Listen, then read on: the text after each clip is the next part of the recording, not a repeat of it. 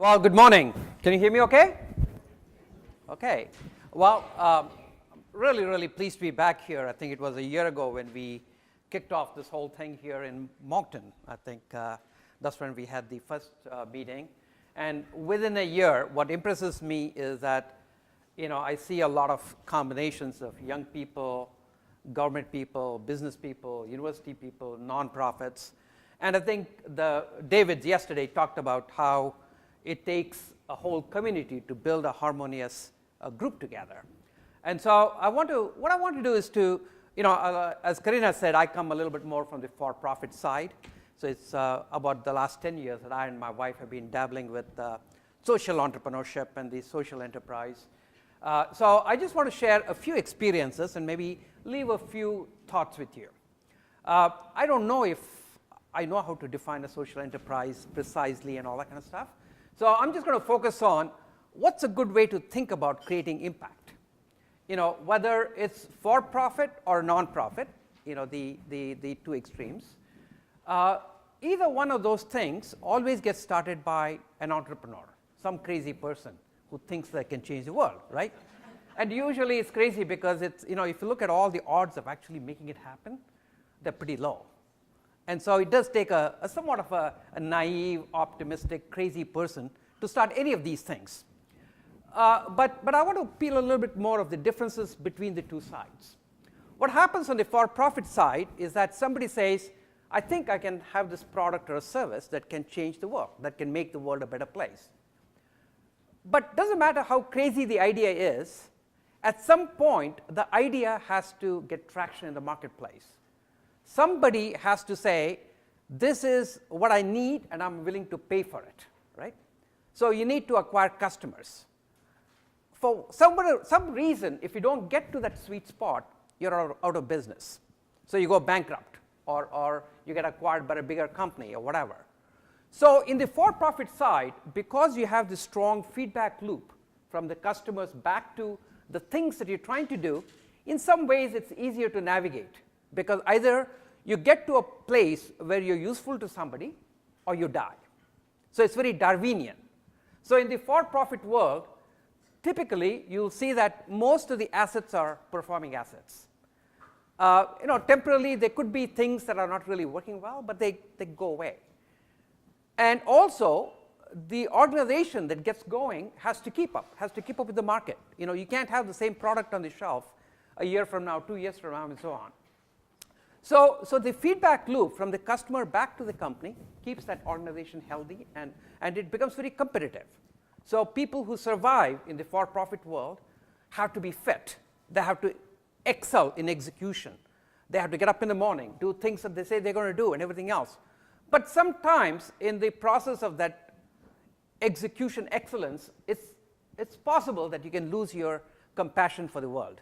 You can lose your concern for the environment. You can lose your concern for the society. So this really has the execution excellence, the for-profit world. But they can lack compassion. Now let's go to the other side. I've never seen any nonprofit person start an organization who doesn't have compassion, right? Because they give up so much to actually start organizations and to start initiating something, because it's a very difficult world. I mean, it's hard enough to be an entrepreneur in the for-profit world because it's very hard to raise money, have enough resources. But in the nonprofit, it's 10 times worse. You have to give up so much. You have to sacrifice so much to get something going. But the unfortunate part in the nonprofit world is because the beneficiaries, the people that you're trying to help, don't pay, they don't have a direct way to impact what you do. And so, for example, India has 3.1 million NGOs, right? Which just shows that there's a lot of compassionate people. People want to do those things. But typically what happens, somebody says, I think I really want to start a school. So they'll raise about $5,000 and start a school. Obviously, they'll run out of money. And then another donor comes up and says, you know what, schools are important, but it's very important to have a hospital. So he'll give another $3,000 and half the school, they'll start a hospital. So finally, the nonprofits, they will slowly start doing everything and they'll be good at nothing. So in some ways, it's very easy in the nonprofit sector to be a land of the living dead, because they don't even die. They don't go away, because there's no Chapter 11, there's no merger and acquisition, and if you are doing this and you get a little bit less money, you do a little bit less. And so the nonprofits have a tremendous amount of pressure to cater to their donors as opposed to the people that they're supposed to help, right? So, and then what do the donors do? The donors impose their risk tolerance on these solutions. So the donors, who are rich guys, have forgotten what it was like to be poor, and so they come and they say, well, no, you should do this. You know, they should at least have a Lexus to go to school. And so every solution that the nonprofits come up with are overfeatured, sugar-coated, too expensive. They don't sustain the marketplace. Oh, okay. Okay, can you hear me better now? Okay. So the products get to be overfeatured, expensive, and not scalable, right? So we somehow have to bring a new model to that part of it. So you have execution excellence in the for-profit because of the customer feedback. If you don't execute, you're out of business. In the non-profit, you have a huge amount of compassion, and you really want to help people, but you don't have those natural forces that keep you competitive, that keep you focused, that keep you co-creating the solutions with the customers, with the beneficiaries. So the social innovation sandbox, or the center that we're doing here and US and India and so on, is an experiment in trying to see if we can actually bring the strengths of universities, businesses, nonprofits together to sort of change that model a little bit. So we've been doing this in India for about 8 years now, and we're working with about 50 organizations. So let me just talk a little bit about maybe 2 or 3 of these, and I have only 30 minutes, so I'll wrap it up in another 5 minutes, and then we can have time for questions and answers. So what we try to do is to run the nonprofit the same way you do a company. You know, when you have an idea, it's an innovative idea. If it's innovative, there's a chance that it will not work. So in the nonprofit world, something not working is okay. I know if the nonprofits ever say something may not work, nobody will ever give them money. But I think we're trying to change that, because if you fail, you need to fail small so that the loss isn't too big, right? Because it's only when you try new things that you get to something that's a breakthrough. And if you get to a solution that really works, you need to find a sustainable business model, a financial model. And there's only 3 sources of revenue that you can have in a nonprofit or any enterprise. It's either a free market economy, sometimes the intervention, the solution that you come up with, maybe something where people can just buy, in which case it becomes a business, a free market economy. It could be an innovation that you bring to a government program. The government is already spending a lot of money, and if there is a program that they have, and if you can inject an innovation to that program, maybe government can adopt that and can become a part of the government program, or a charity. But charity that's very broad-based. That is, you don't want $1 million checks from a few people, because that's very damaging. Because people come and they give you a lot of money, you do something big, then there is fatigue, they go away, and then you're stuck. So you have either a free market economy, a government program, or a very broad-based charity. In most of the cases, it's a combination of the 3. So let me give you just a couple of examples of how these things have scaled in India. One organization came and said, a lot of kids come hungry to school, so let's see if we can solve this problem. So they said, let's use good engineering, supply chain, procurement, accounting, all the good things, and maybe solve this problem. So they built a kitchen, and this one kitchen makes 185,000 meals a day, right? 12 cents a meal, local cuisine, local produce, so it's stuff that kids really love. And now they've scaled it up to 1.5 million meals every day. And the way it's financially supported is it's about $30 million a year last year, and we are trying to do 5 million meals a day, which means it will be a $150 million enterprise, a non-profit enterprise, right? And so out of the 150 million in 2020, the business model, 90 million will come from the government, because government already has a midday meal program, and they allocate about 8 cents a meal. So out of the 12 cents, 8 cents comes from the government, and the other 4 cents is raised by charity, but charity in a very broad-based way. It's millions of people giving $15 a year, because it's $15 out of the $30 that it costs you. The government pays you about 15, we need another 15 to actually build kitchens and everything else. So if you had 5 million people giving you $15 a year, you can actually support the program, right? So it's really a combination of the very broad-based charity and the government that will support it. We have another program that is teaching science to rural children, and that's scaled up to 1 million children. Again, it's a part of the, anytime you have a program for the children, obviously it cannot be a free market economy because those people cannot pay. So it's really a combination of government plus charity. And the idea here is to slowly get the government to embrace the whole program, and if they can start bridging the gap between the 12 cents and the 8 cents, then this organization would have brought that innovation to the whole government program, where the government is already spending millions of dollars. Let me give you one other example, and then we'll take questions and answers. So, a lot of the land in this area that we work in is arid. I mean, there's not much rain. And so it's barren land and not much grows there. So just a little bit of maybe grass and things like that. And so the annual income per acre is about 1,000 rupees, which is like $20 a year, right? So this one organization came up and said, well, we can actually plant trees. So in 1 acre of land, they can put 300 trees around the periphery of the 1 acre and put about 40 mango trees, and then grade the land so that whatever little water comes will actually stay on that ground. So when they do that, the mango trees in 4 years, all the trees around it will shed the leaves, and that becomes the biomass, and then the 40 mango trees will produce about 40,000 rupees a year income. So these guys, before we started with them, they used to do this, and they used to do 25,000 rupees an acre was the cost, and they used to do it all by charity. So we said, let's see if we can change the model. So number one, we got them to really, just like in a company, you always work on reducing the product cost and improving the product and so on. So we got the cost down from 25,000 to 15,000 to 10,000 rupees now per acre, right? Because the 10,000, the farmer actually puts in a lot of labor and so on. So it's 10,000 is all you need to get 1 acre going. And out of the 10,000, 2,500 comes from the farmer. It's very important to get people to put something in it for 2 reasons. Number one, it gets them dignity because they're paying for what they get. And secondly, you get that feedback loop. If there's something they don't like, they're going to yell and scream about it. They're not going to say, hey, it's free, I'll take whatever you give me, right?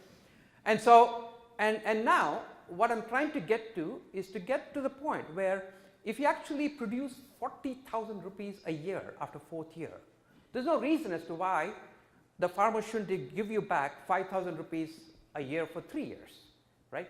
If they did, then you make it very self-sustaining. So right now we're doing roughly about 5,000 acres a year, but there's no reason as to why you can do 1 million acres a year by just putting in a $50 million pool or something like that just recycles itself, right?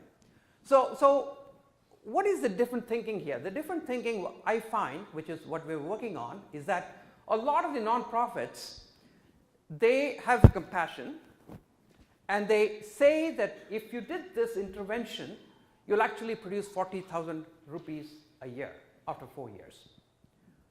They will do a few acres, they'll do some videos, and they'll keep playing the same video again and again and again to raise money, right? So the concept that we're trying to push is to say, first you need to get enough confidence that this in fact is true, that if you intervene with 10,000 rupees, that in 4 years you'll actually produce 40,000 rupees a year. I mean, that's magic, right? And so first it's building the confidence of the NGO itself to say, okay, I'll fund you, but I want you to give your people money back guarantee, right?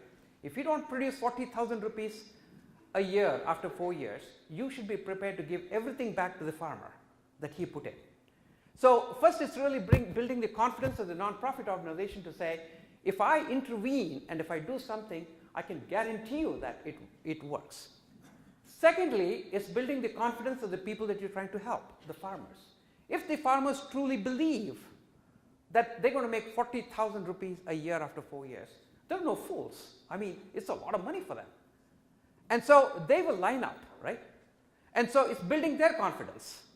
So the reason why you need to engage them and make them a part of the whole sustainability is to bring that confidence to the interventions that we do, and not sort of just claim something very soft kind of deliverables where nobody can measure and sort of not make them sustainable. So I think anything we do, if we can bring the same discipline that you have in the for-profit sector, where if you say something, it's money back guarantee. You know, you go to a shop, you buy something, 2 months later you don't like this shirt, you take it back, they'll give you money back, right?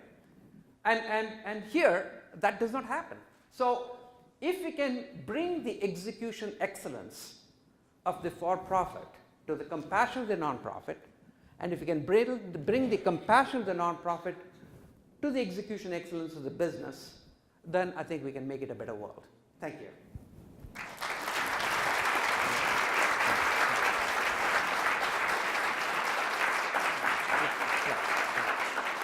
So I have about 10 minutes. Okay, this is the dialogue. So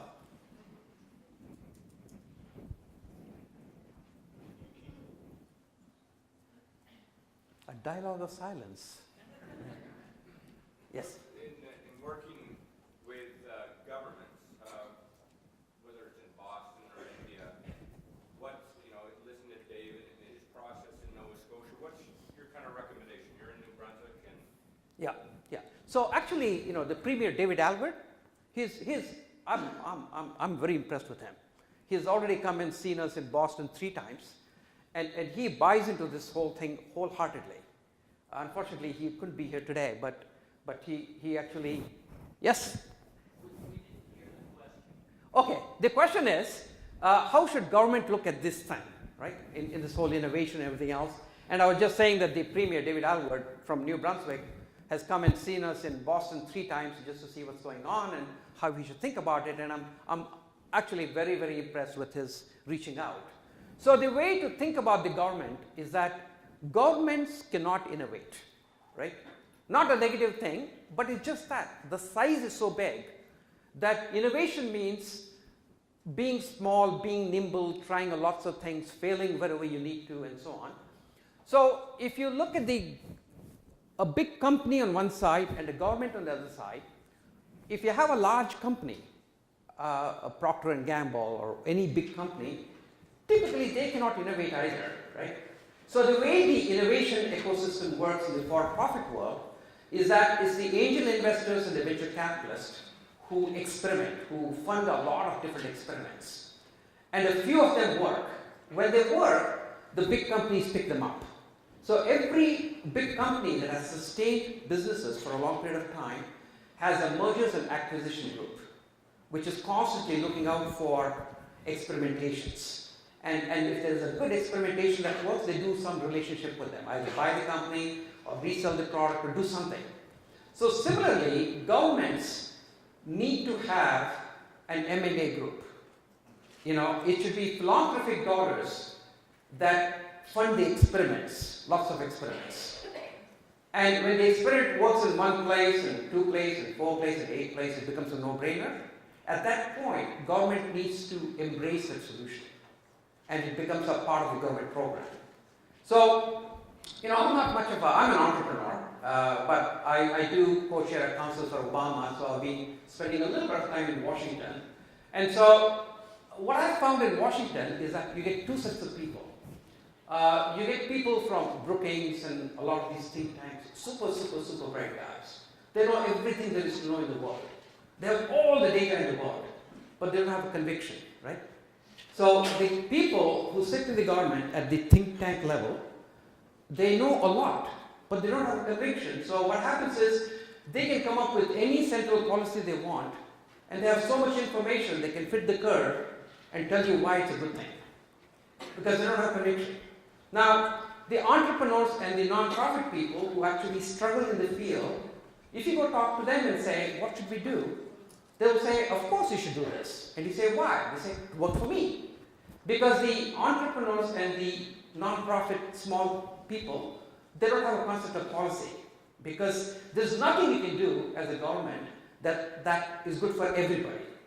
So it's good for the most, right? So the thing that I preach is that we should always do policy by proof of concept. So let's not sort of put trillions of dollars, billions of dollars behind an idea that just somebody thinks up. Do a lot of experimentation, and you can use philanthropic dollars for that. And if you see some promising intervention, let's duplicate it maybe a few more times. And once it's well proven, then you put a lot of money behind it. And so, and the government's reaching out to nonprofits, the social enterprises, and saying, you know, we're looking for good ideas, and these are my big problems. Can you solve those? That's a very, very motivating message for the people who work in those areas. So I think they really have to come together, and essentially, if you want to have a systemic change, you have to somehow embrace and work with the government. For example, this midday meal program in India, our hope is that by 2020, if you have 5 million children being fed every day, and India needs about 100 million people, 100 million children who need to get fed. But it will be so prevalent that it will become, the government will embrace that standard of service to all the 100 million. And then this organization will mostly become a midday meal university or something, where they'll teach people how to do it right. So, you know, you can work on the fringes by yourself. But if you want to cause a change where it impacts the whole country, then you somehow have to make it a part of the overall system. And government is a very important part in that partnership. Yes? Hi, there's a lot of discussion in Canada around social financing right now. And one of the things that appears in the federal budget is social impact bonds. Yeah. And there are a number of organizations who are looking at experimenting with that concept. What are your thoughts on? Yeah, so the question is, what do I think about social impact bond? I think access to capital is a good thing, and these are all different experiments to do it.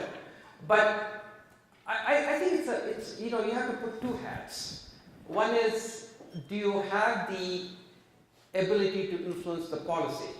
And if you do, then I think we should worry about all those things, and we should encourage people to do social impact bonds and any other funds and everything else, because the more you can grease the machine, the easier it is for people who are trying to make a difference.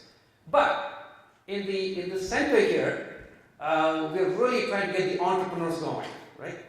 And if you're an entrepreneur, I would say, don't worry about anything. Don't worry about policy. Don't worry, you know, just do things.